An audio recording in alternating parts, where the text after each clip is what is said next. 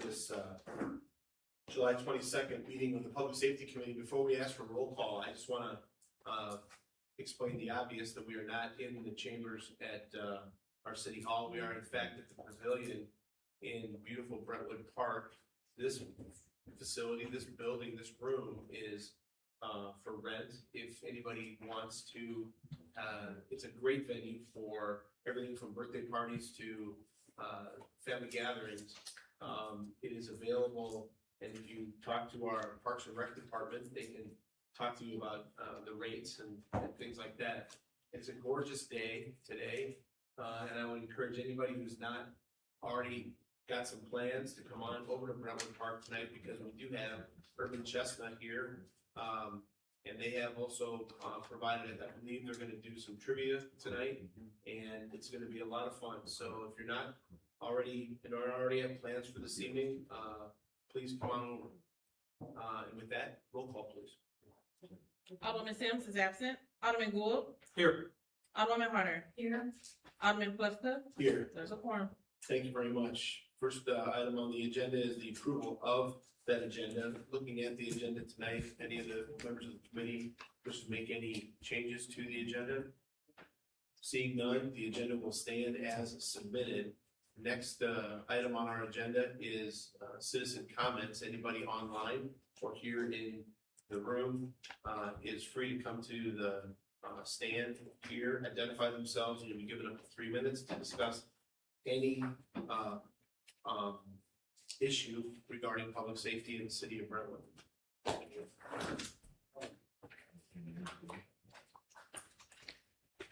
Hi, I'm Sophie Beckman, and I am in Ward 3, and I am a frequent walker, so if you're out walking, you see me with dogs, and I see my alderman, Jeff Gould, with himself, his wife sometimes, but he's out walking quite a bit as well.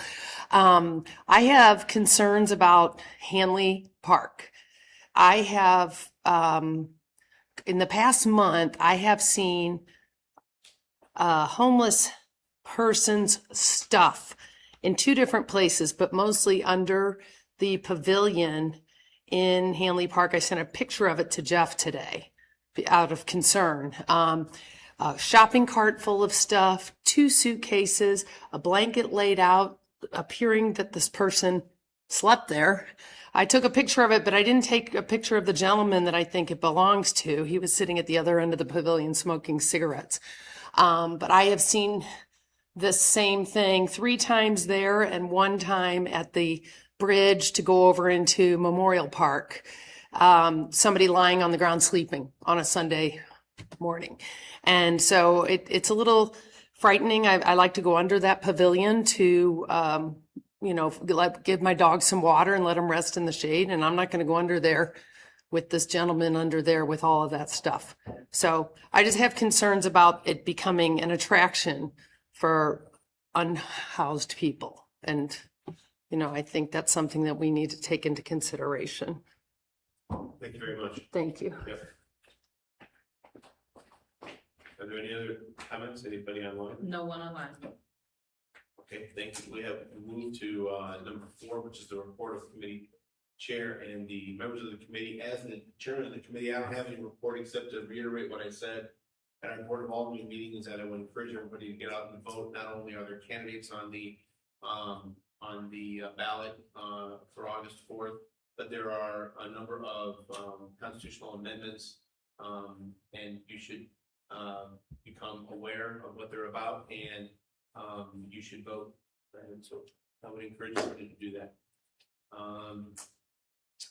Alderman Gould. Yes, well, I was actually going to use my time for asking the chief to maybe give an update. I know that I've shared this similar, as in the citizen comment tonight, similar concern with staff, and I just would love to hear your perspective on it. What legally can police do? What the plan is to mitigate having this become a growing issue.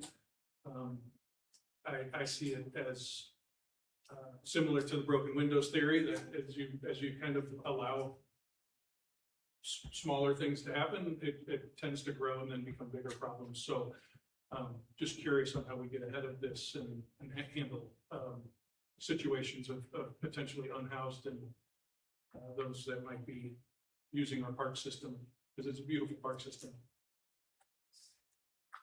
Should we do it now or? Well, we've got his department report coming up next. During your department report, it'd be fun to speak to that. Thank you. Thank you. Alderman Harder. No report. Thank you very much. We now come to our department reports, and first up is our chief of police. Good afternoon. I'll start with your concerns, ma'am, because it's, you're not the only one that's voiced your concerns about that guy. And Alderman Gould, you've been back and forth with us on this several times. So the scenario is that he and his mother have some mental health challenges, and he's in the park pretty much constantly during the day. They're not sleeping in the park. They come and during the day, and then he will in particular will bring his stuff, and then he'll sit on a bench. Corporal Brian Hopler was assigned to address these two people. She's employed and she works in Brentwood, the mom. But when she's not working, you will see her with him in the park quite often. So the challenges are, first of all, are they breaking any laws? And he's not breaking a law. He's not sleeping in the park. In fact, he isn't even I don't think Brian's even seen him drinking. So it's a challenge with somebody that's not breaking our ordinances to say, hey, you got to leave based on what? Why are we kicking someone out of a park? So that's kind of the challenge with these two. So Brian Corporal Hopler has tried repeatedly to get them enrolled in some version of a mental health program. Has not been successful in doing that. So he continues. He was just there 2 days ago. We get complaints like you on a regular basis on them, but that's the challenge. So if our park officers or if our officers get a call on people in our parks that are sleeping, Mr. Grunenfelder, who's the park director, will share information with us directly. Sometimes it's Dan, and we act on those very quickly, especially if it's somebody that's sleeping at night in the parks. And we haven't had much of that. A few times we've seen it in my time here, but the issue of this guy isn't technically an unhoused person. His mom takes decent care of him. So those are the challenges. And yes, he carries his basket everywhere he goes. I think that's part of the issue. And his appearance is rough. He appears to be somebody that you might be intimidated by to walk by. And we understand that. But the other challenge is we have to be on sound footing in order to be able to kick him out of a park or arrest him or do something like that. We have to have probable cause to do that. So those are the challenges. Do you have any questions, Jeff, about anything else? You are monitoring him or any, whether it's him or others, regularly. Yeah, Brian's assigned, Corporal Hopler's assigned to our parks. So he's well aware of the issue. And he goes and visits them, and they actually have a rapport and some version of a relationship where they can speak to each other. And Brian's continuing to try and get help for him and his mom. It's just at this point, it's a challenge. Okay. So no laws, no legal action can be taken because it's during the day and it's not overnight. And, correct. And they're appearing to just be He's not spending time in the park, just correct. like anybody else. Yes. He's taking the whole pavilion with all of his stuff, should we tell him? That's might be a technicality there. Well, no is the answer to that. He's afforded the same protection under our laws as you would or I would as he sits in a park during the day. So it's it could be a challenge for us to try and make people like you feel safe and know that you're safe while you're looking at what you're looking at. And we understand that, but our job can be a challenge these days as well in that regard. Okay. Thank you for at least responding to that and keep an eye on it. Yes, sir. First item on the list is the crime as usual, and I have to tell you, we're still, I've been saying this for months to you guys now, our crime is way down. Our car crime in particular is way down. We had one stolen car in the month of June, and I believe it lasted 42 or 43 minutes before a flock camera hit it up in North County, and the county police arrested the people that took the car. I do have that on the list to talk about, though, because I think it's interesting, depending on what kind of car you drive. There are vehicles out here now that the bad guys are cloning the fobs, and they're cloning them outside the car, or they're trying to get close enough to your garage so that they can read your fob and clone it. So Acura's, or one of the cars, this was the one that was stolen out of Brentwood Forest. The man did not leave his keys in there. They cloned a key to his car. Yeah, so this is kind of a trend that the bad guys are onto now. You can go on the internet and figure out how to clone a key. There's only 3 or 4 brands that they can do it right now, but you know, their ingenuity will probably take it into other cars. But that's what happened with this car. They cloned the key and took the car, but they didn't last long on the street with it. So another case that I wanted to talk about was on July 1st. In July here, we had a woman who signed up 2 contractors to do work for her, and they said we need $5,000 to go to Home Depot and buy the initial equipment and the materials. So she went to the bank, got $5,000 out, went to Home Depot and followed the guys, tried to do the right thing, I guess, and gave them the money as they went in to buy stuff. And they did buy some stuff, and then they came out and took off. So they stole her $5,000. So our detectives investigated that. They were working with another jurisdiction up in North County who had a similar incident. They've identified a nephew and an uncle by name, and they're out wanted. They're going to make a warrant application on our case, but that case will be solved. But it's certainly worth mentioning to people that it's just another scam that's out there, but a pretty good one. It was actually one that was probably easier to fall for than our cryptocurrency scams we're seeing all the time now. On July 15th of this, and I think Bola sent you guys a note about this one. On July 15th, we had a bunch of kids, 5:30 in the morning, they banged on the door, almost knocked the door off the hinges, and it's part of a national kind of trend. It's beyond kids being harmless, though. This is 5:30 in the morning, could scare you to the point where you might pick up a gun, and a tragedy happens soon after. So the kids were caught. London Brown's milling around on there. London caught those kids in the neighborhood, took them home to their parents, and that's really what it was. It was one of the challenges off the internet that they were doing. So we haven't seen, I checked with the other neighbors or cities around us, and nobody's seen something similar. That group of kids all were from North County. So I'm suspecting if they're doing that, they might be doing it closer to home. We never did figure out how they ended up in Brentwood. We didn't know the connection. We didn't, there was no, they weren't in a car that we could find. So it's kind of odd in that regard.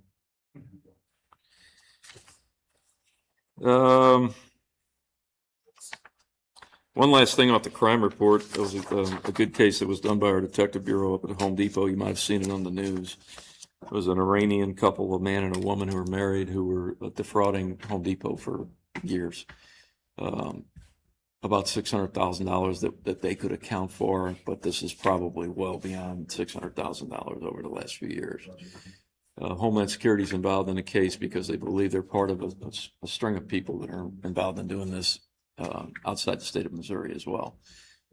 Their scam was pretty low key. I mean, it wasn't real sophisticated, but it worked. And it's amazing that they went on as long as it did. But they're being charged right now. Their warrants and bonds are at about $100,000, but that's going to go up from there. So we anticipate there's going to be at least 2 other cities that get warrants issued on that couple.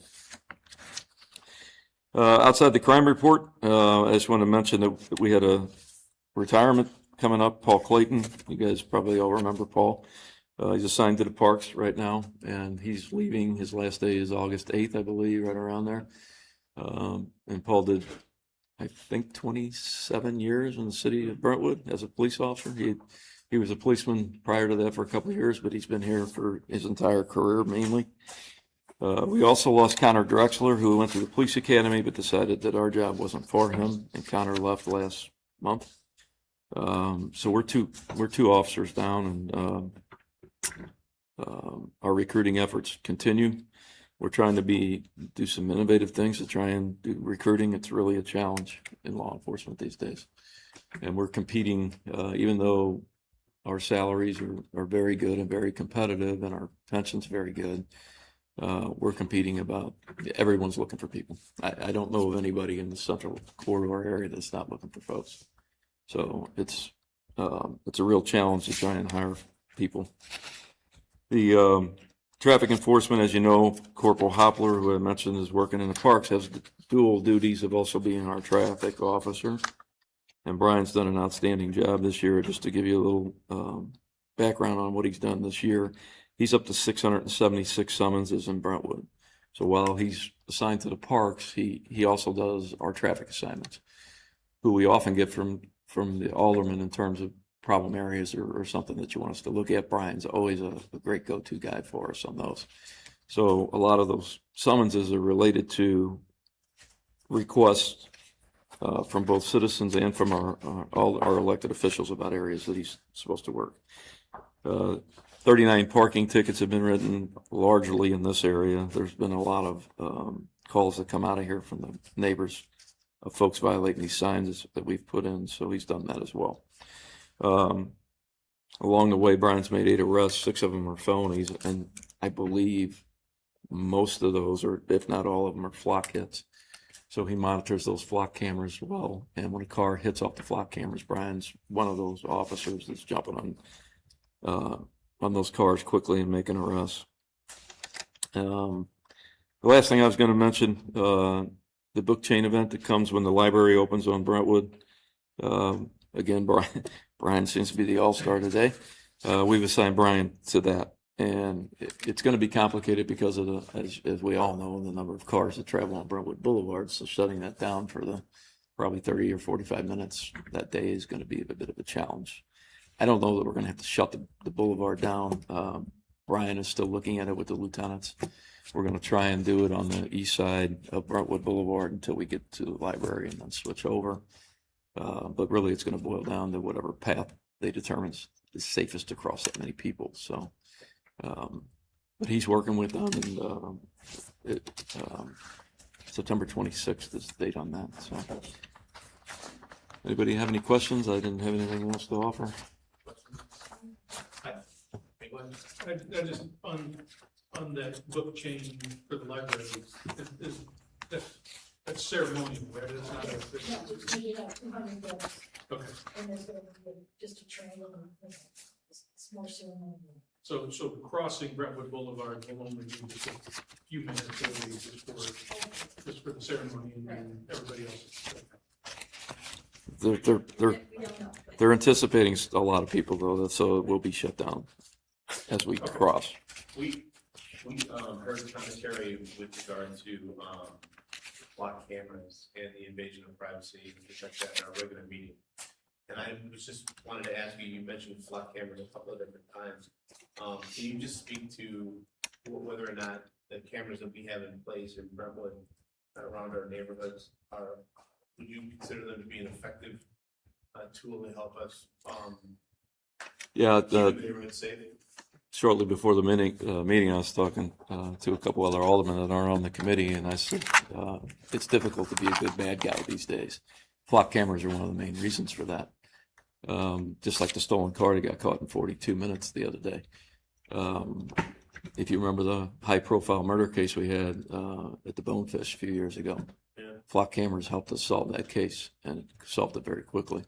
So I look at the cameras as all technology, if they're used in the appropriate manner, and the detectives are good and the officers are good at the use of both getting notified of cars that are wanted and things like that, as well as using it as an investigative tool. It's an outstanding tool for law enforcement. And we're able to share the data with other police departments. So if the city puts in a car wanted for a carjacking, we get that automatically, quickly. So there's the connectivity there is important to us as well. Thank you very much. Yes, sir.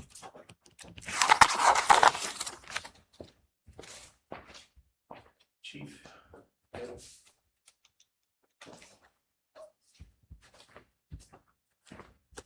Good evening. Appreciate the opportunity to present information and meet again for the month. At your positions is the monthly update. Probably the biggest one on here is personnel. So I've had two people that were off on long-term disability due to some major surgical interventions without violating HIPAA too much. Captain Niemeyer completed his surgical rehab and he has returned back to work on July 1st. Lieutenant Chavez is going to be out until the end of the year, just for what he did to his leg and the muscles and the bones and what was supposed to be attached to them. That was a surgical repair. Now, he has been to the firehouse and says he is way ahead of schedule on the recovery. I'm like, dude, that's great. You're still going to be out till the end of the year because you just can't push the injury that he had. So anyway, till the end of the year for sure for him. I have my newest employee that just graduated the academy. In fact, the ceremony should be starting here in about 5 minutes. So Jacob Gresham, he finished the academy last week, returned to regular duty. The graduation ceremony is tonight, and he is assigned to C shift with Captain Urshan. Vehicle updates. So the reserve truck, the old reserve truck, the 2002 Pierce Dash, that was listed on Gov Deals. We had a little bit of a issue with not getting bids, so we opened it up to anybody. When it was just fire department only, we got one inquiry because it was a 501c3. So we opened it up to everybody, and although we didn't get the reserve bid because of the age of the truck and the mileage, it went for $8,500. The interesting issue with the successful vendor, I had talked to this person a couple of times. They are a group of firefighters from Pennsylvania, Ohio, New York, and New Jersey of Hispanic descent, and they formed a 501c3 to help support Central American countries and Northern South American countries with their fire brigades. So this truck is going to be going to a village in Ecuador. Yeah. And I asked him if he was planning on driving it down there because it wouldn't make it. I think they're probably going to containerize it and put it on a ship. But they do fire trucks, they do SCBAs, turnout gear, rescue equipment, ladders, anything they can lay their hands on. So it's going to be going to a good home if it gets there. A very long drive. Facility updates. So we found out just by happenstance that on the evening of the 10th, when we had that thunderstorm that come through, apparently there was a lightning strike somewhere around the fire station, and it caused a power surge, which then caused our generators automatic transfer switch to engage. The issue was it wouldn't unengage because it was fried. So the power surge essentially melted the board. That's the original transfer switch that was in the station when it was built in, I think, 2010. So the tech that was into repair says, I don't even know why you guys, this thing's still working. It's so old.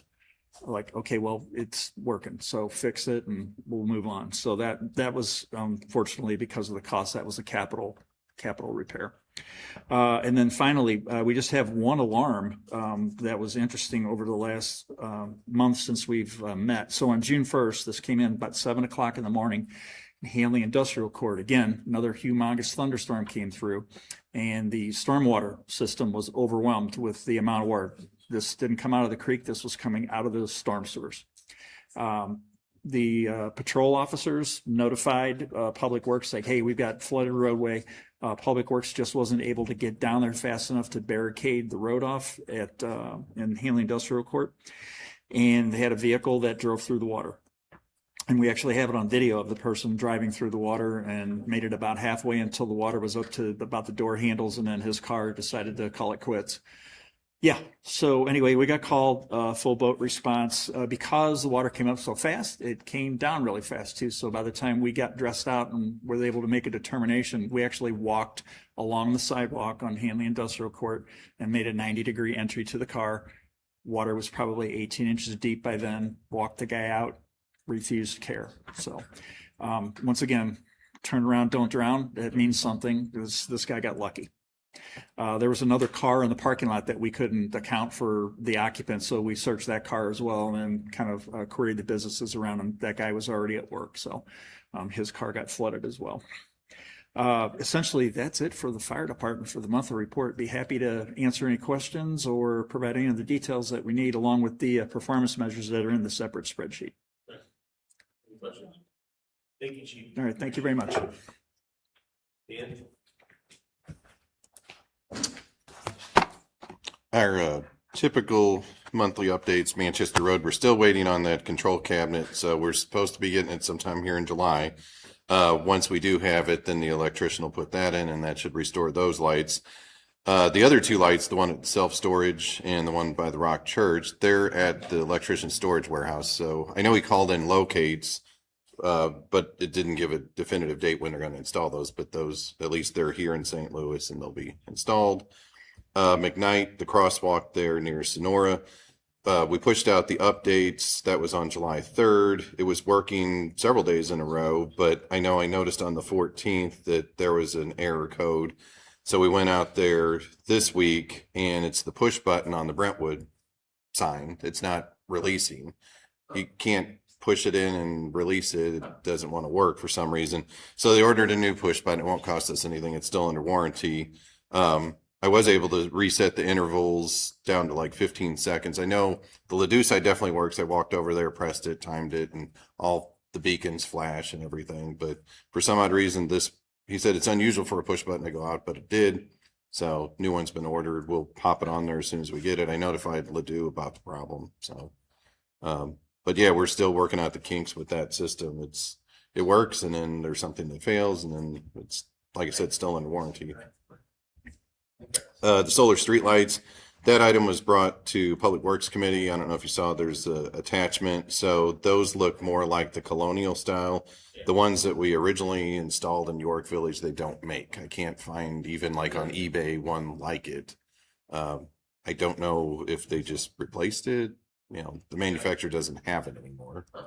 But the other ones are solar. They have a collector on the top. It's not on the side, but I wanted to see if anybody's installed it. I'm waiting for the vendor to give me a list just to see how they like them.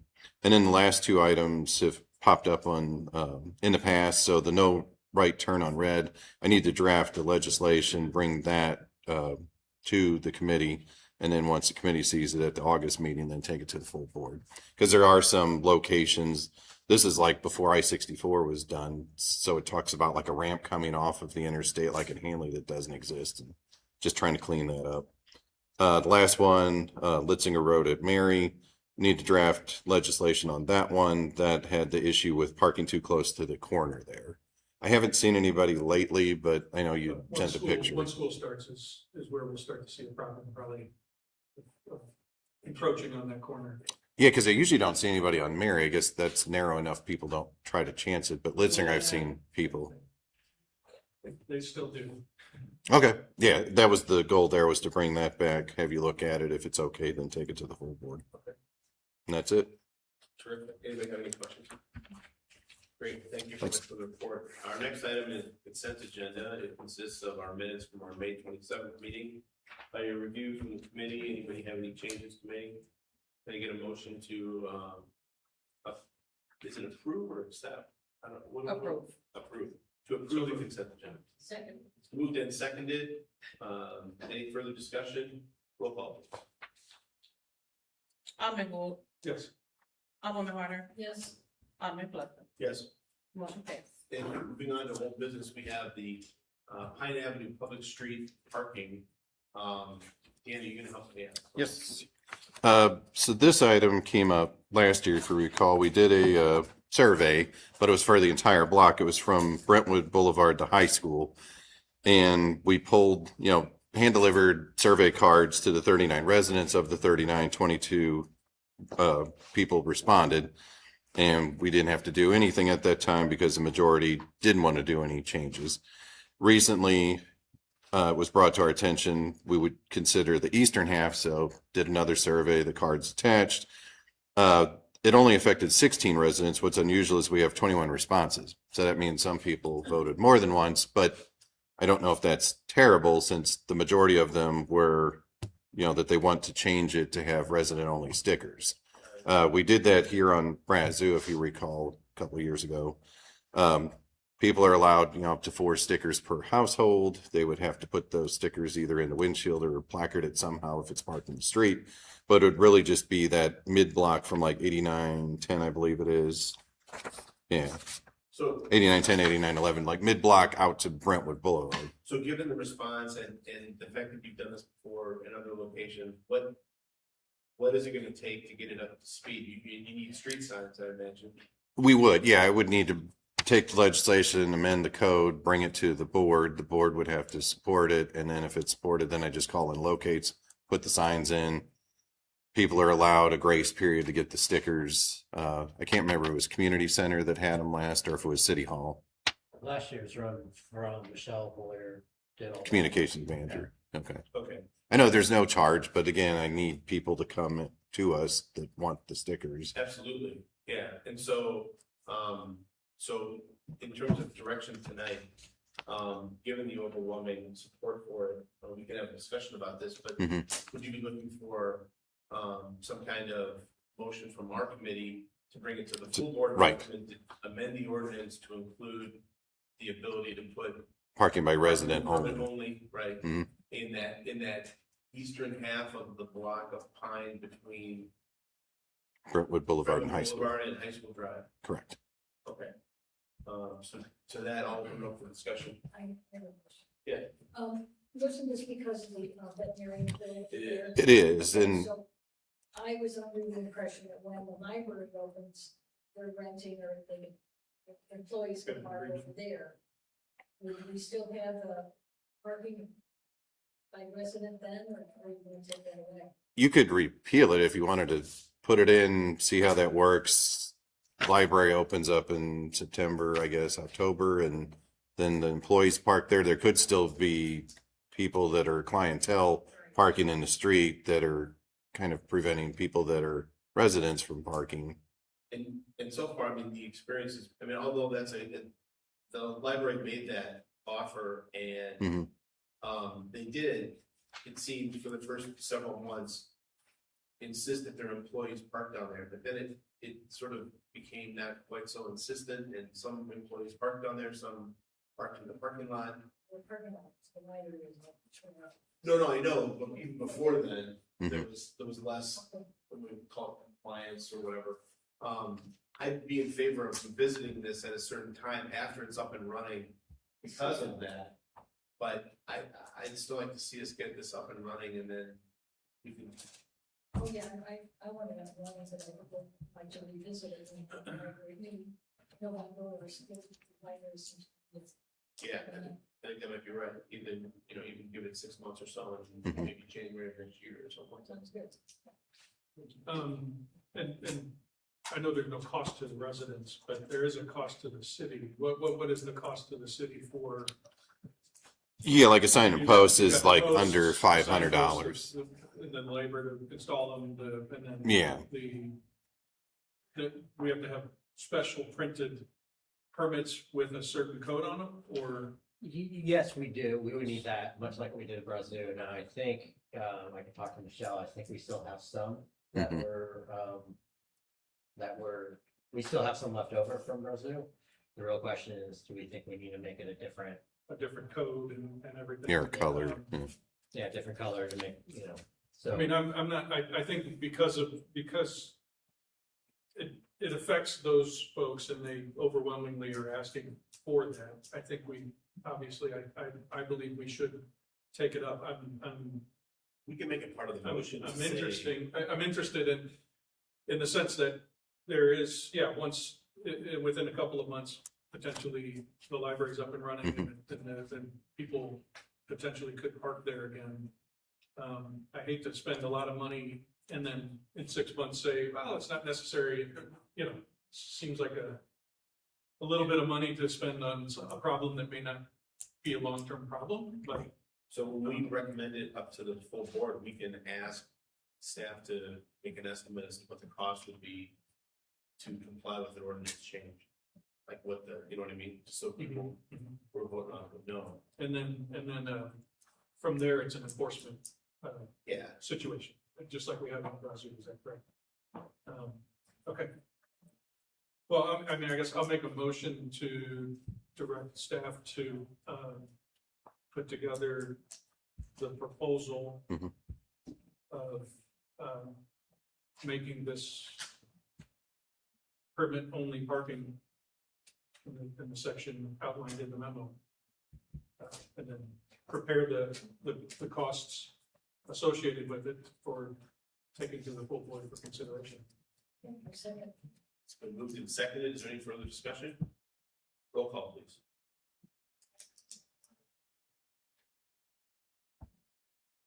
Alderman Gould, Yes. Alderwoman Harder, yes, Alderman Fletcher. Yes. Motion passes. Thank you very much, and thanks, Dan, for the work and getting all that done. Thanks. Ed, you have with the new business, it's the Yes, sir. last item, and that has to do with, an ambulance building in Brentwood. Yes, as part of the budget development process for 2027, and also a follow-up issue that we reported on back in April, we had about 130 calls that we ran that were uploaded to the billing server that were never processed. So in the exercise to figure out where those calls went to and why they weren't billed, opened up a dialogue with the MSMC to say, okay, well, fix this. Is it an ESO problem? Is it on your side? It's not on ours because we have confirmation that they were uploaded from the ambulance's tablet and they were accepted. So somewhere in their system, they got lost. They have since found those. They've been billed. So we did a mid-year check-in with them to make sure that the processes that we suggested were being followed and we were getting the reports aligned the way they needed to be. Fast forward to a couple of weeks ago, we started the budget development, and during that conversation with the MSMC, they're like, well, we asked them essentially, where are we at on billing for our charges? Because we want to analyze, are we charging what is reasonable and customary for the region? The answer was no. We were a little short on certain types of calls and certain types of acuity. And as noted in the memo, with potential legislation that is already passed in 30 other states for Balanced Billing Act, there's a Medicare cap, which is used as a measuring standard for the percentage over that commercial insurances customarily pay. So if you're a resident of Brentwood and you have Medicare, we will bill that insurance or your private insurance, and whatever they reimburse, that's what we accept. That's the beauty of being a Brentwood resident. Non-resident is different. So we'll bill, and then the insurance company will decide how much over the Medicare cap that they decide to reimburse. The max in the region right now is somewhere in the ballpark between 300 and 350% of the Medicare cap. So in Appendix B in your documents, this is the plan that Chief Herman and I have recommended so that we eventually, before the government says we can't or legislation prevents us from doing something similar, we would like to do a tiered approach so that we get to about 325% by January of 2028. So this will be stepped every 6 months. We'll do a little bit of an incremental increase. The ask for this evening is also to consider also adding a treatment no transport charge.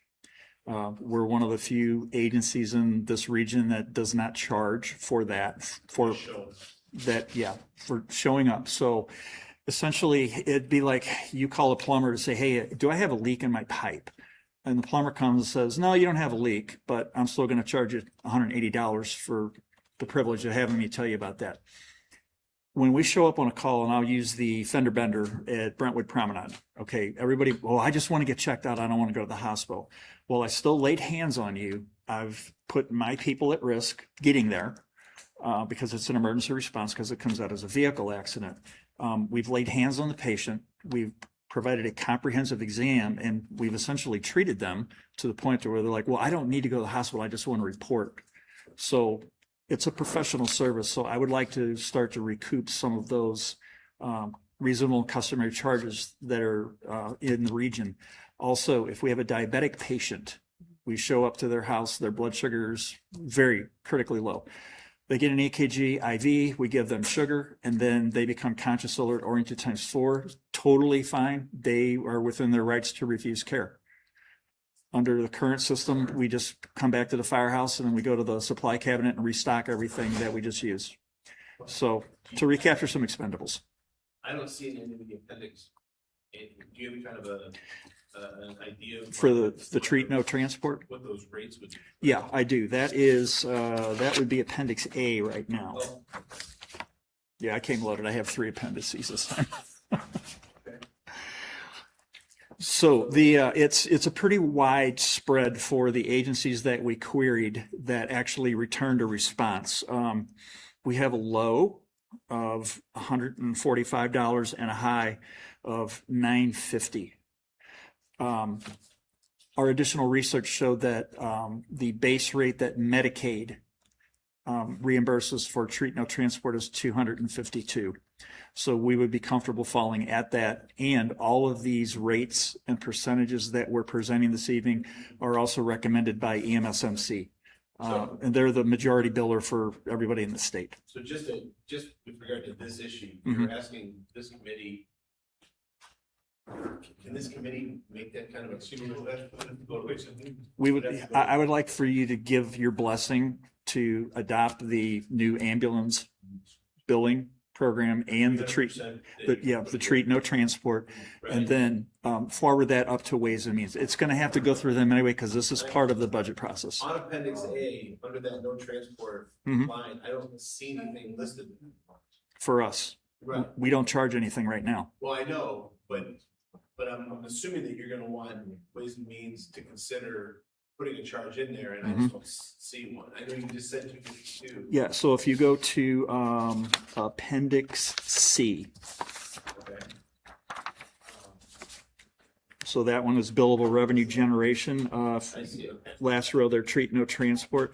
We're running about 100 of those types of calls per year, so Okay. that's a little bit of recapture of what's going out the So, door. is there any discussion on the committee as to whether to provide a favorable? No, I think that's a good idea. I don't know. I mean, I have a little bit of a treat no transport charge, you know, I think, you know, for residents, I'm not sure it makes a whole lot of sense to charge them. I mean, they're already paying taxes that support it. I could see maybe a non-resident treat no, you know, but no, So if we, under the new program, if we show up and we transport them under the old and new program, we're going to bill their insurance for the service. Right. Under the new program for treat no transport, we are still going to bill their insurance. As a Brentwood resident, you have 0 out of pocket for a fire department experience. Now, if the insurance company says we're giving they you, deny it, yeah, if the insurance company says no, then okay, no's the answer. If they say we're giving you $50, 50, whatever the insurance company decides to reimburse for a Brentwood resident, we accept. No questions asked. Okay, all right, that's what I wanted to make sure, is that it wasn't gonna be, That'd be true for the treat no transport. That would be true for the treat no transport. Now, the caveat with treat no transport, we won't do anything for a lift assist because that we're not performing an exam. It's just essentially, hey, I need help off the couch. Okay. So we won't do anything with that. Although that is a significant amount of our calls, I So I don't think we're there yet. do we wanna,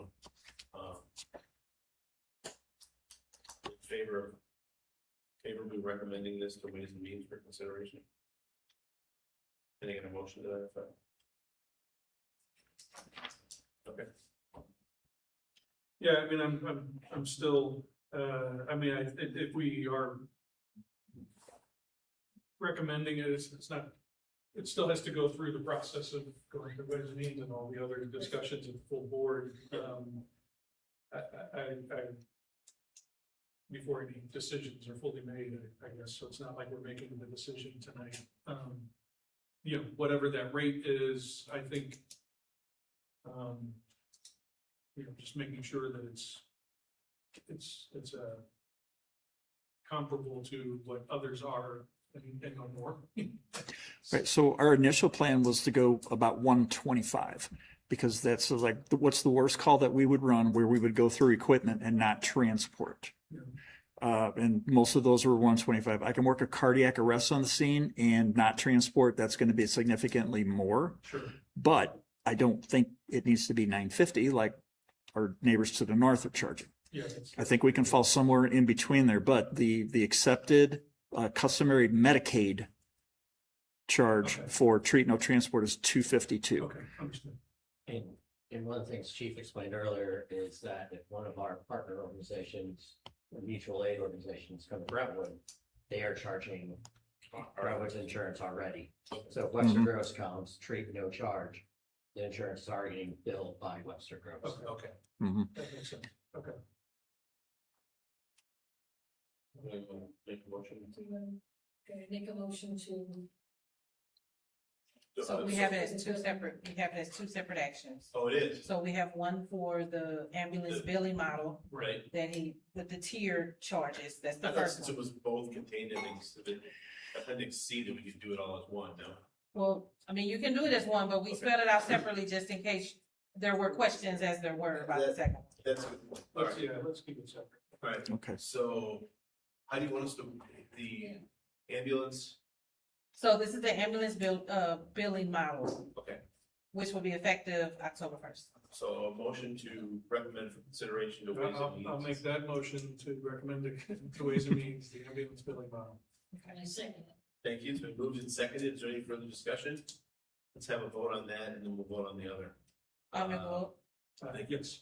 Alderman Harder, Yes. Alderman Cluster, Yes. motion passed. Can I get a motion with regard to the treat no transport policy change? Mhm.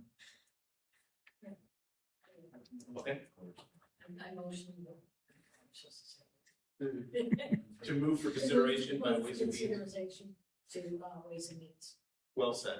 Is there a second? I'll second that. Thank you very much. You've been moved and seconded to recommend to Ways and Means that they consider instituting a charge for treat no transport. Alderman Roll call, Gould. please. Sorry, I didn't say that. actually, but- Oh, so I'm I'm just looking sort of down, looking so at you yeah. going, yeah. Yes. Alderman Gould, Alderman Harder, Yes. Alderman Cluster, Yes. motion passed. I see it. Thank you for that. So, thank you very much. We have one more section. of Appreciate it. comments. Yes, yeah, appreciate the work and the consideration. All right, thanks, Chief. We have one more opportunity for citizen comments. Is there anybody online or? No anything one here? online. Thank you very much. I'll close citizen comments, and since we have no other items on the agenda, I declare this meeting adjourned. Thank you. Thanks, everybody.